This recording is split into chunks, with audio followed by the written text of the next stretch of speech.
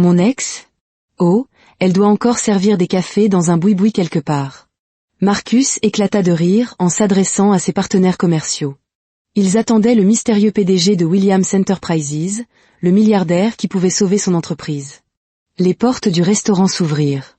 Son rire s'éteignit dans sa gorge. C'était elle. Natacha entra, vêtue d'habits qui valaient plus que sa voiture. Derrière elle, 4 enfants en tenue de créateur assortis. Ils avaient son visage. Elle s'assit en bout de table. « Bonsoir, Marcus. J'ai cru comprendre que tu parlais de moi. Devrions-nous en discuter avant ou après l'accord commercial dont tu as désespérément besoin? » Natasha. Mon Dieu, je n'avais pas pensé à elle depuis des années. Marcus rit de nouveau et souleva son verre de vin. Il était attablé dans le salon Sterling, un restaurant opulent de Michigan Avenue, au cœur de Chicago. Les sols étaient en marbre blanc, les lustres en cristal. Tout scintillait sous les lumières. Marcus portait son plus beau costume, une cravate bleu nuit, des chaussures en cuir noir impeccablement cirées.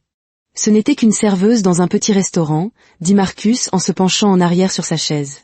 J'avais besoin de quelqu'un à mon niveau, quelqu'un d'ambitieux. Elle est probablement encore en train de verser du café quelque part.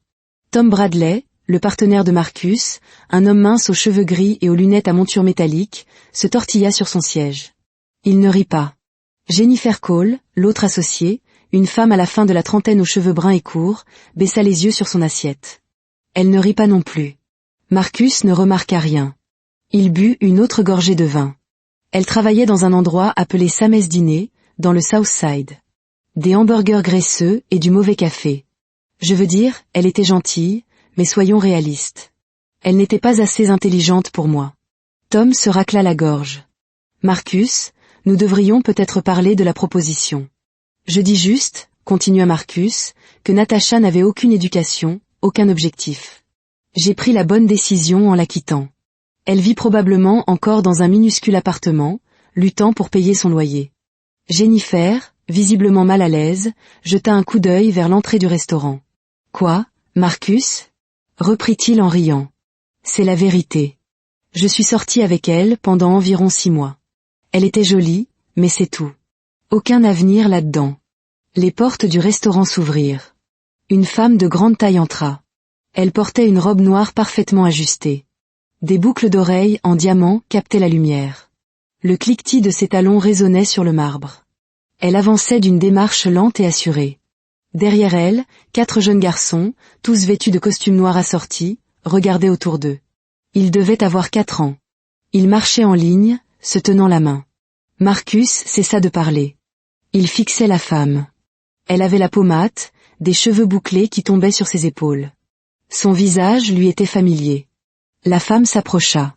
Les 4 garçons la suivaient. Marcus regarda leur visage. Ils avaient ses yeux. Ils avaient son nez. Ils avaient son sourire. La poitrine de Marcus se serra. Il ne pouvait plus respirer. La femme s'arrêta à leur table. Elle regarda Marcus droit dans les yeux, son expression calme, sa voix claire et forte. « Bonsoir, Marcus, dit-elle. Cela fait longtemps. » Marcus ouvrit la bouche, mais aucun son n'en sortit. « Je suis Natasha Williams, dit la femme en se tournant vers Tom et Jennifer. PDG de Williams Enterprises. Merci de me rencontrer ce soir. » Tom et Jennifer se levèrent précipitamment. Ils lui serrèrent la main. « Mademoiselle Williams, c'est un honneur, dit Tom, la voix légèrement tremblante.